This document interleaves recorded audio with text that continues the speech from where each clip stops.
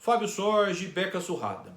Hoje eu gostaria de comentar com vocês o voto do ministro Rogério Schietti, do Superior Tribunal de Justiça, no habeas corpus número 598.051 daqui de São Paulo.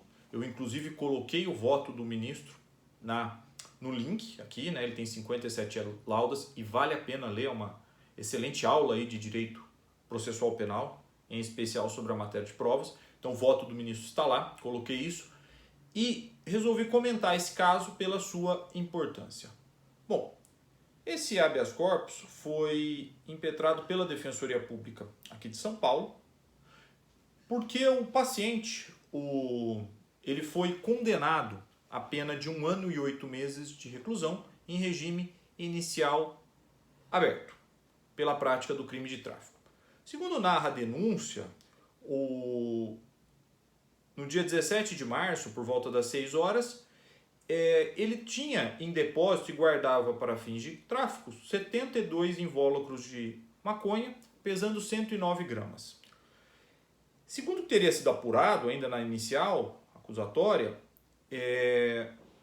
o denunciado encontrava-se em atitude suspeita, desviando-se da viatura policial após fitá-lo, e na ocasião, policiais em combate à prática de tráfico de substância entorpecente decidiram intervir e abordá-lo. E na busca pessoal nada foi encontrado com ele.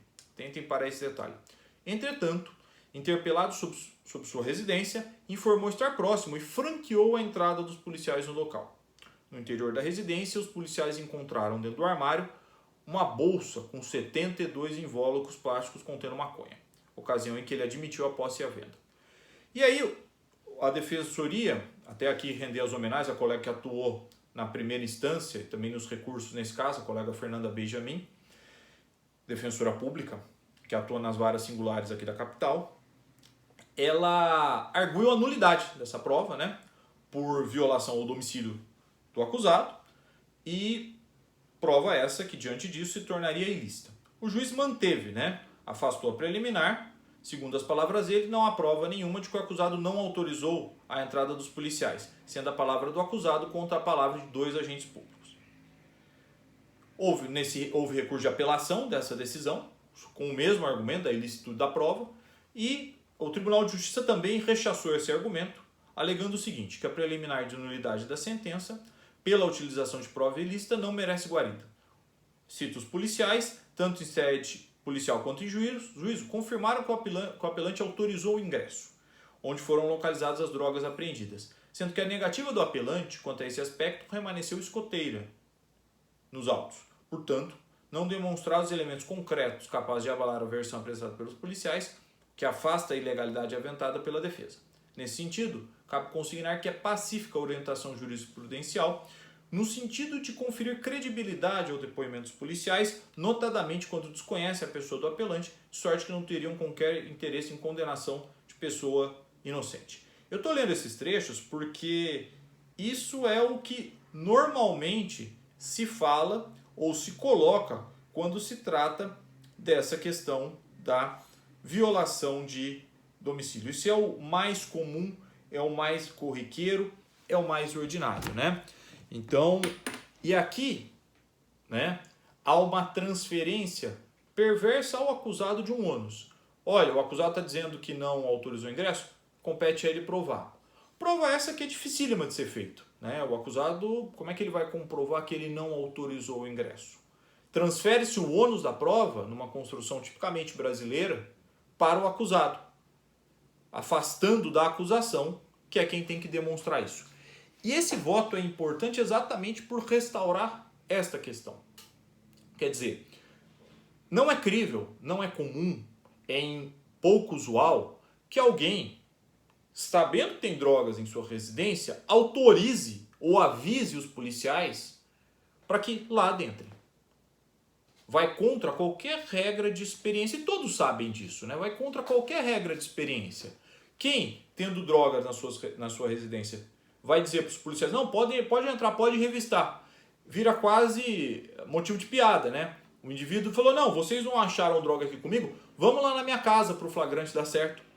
Vamos lá, porque lá tem, aí vocês podem me prender. Quem que faz isso? Quem que age assim?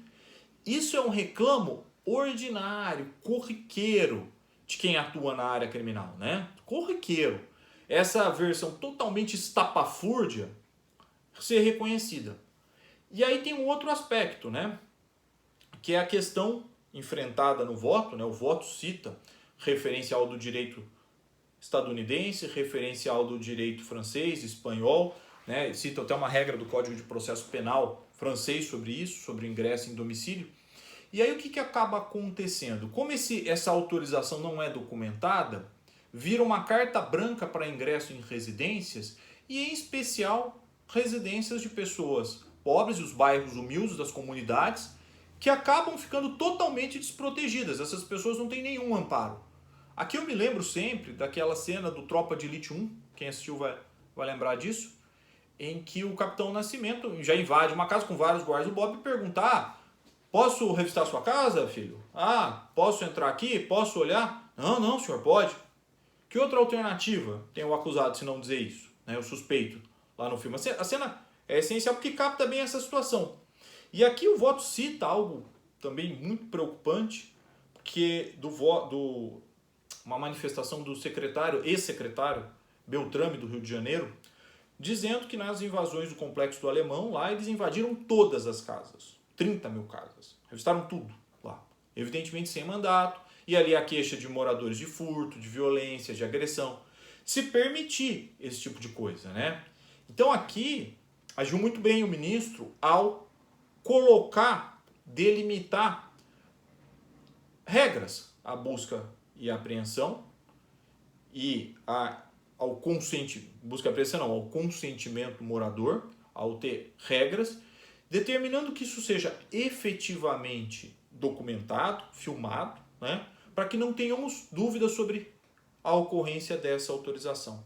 Aqui também vai a nossa saudação ao nosso colega Rafael Munerati, que fez a sustentação oral, excelente defensor público, está há muito tempo nos tribunais superiores. Então, e o ministro ressalta, então, o regramento, né, essas filmagens. Cita exemplos da Polícia de Santa Catarina, da Polícia de São Paulo, que já filmam, e aliás, aqui me permitam uma outra consideração.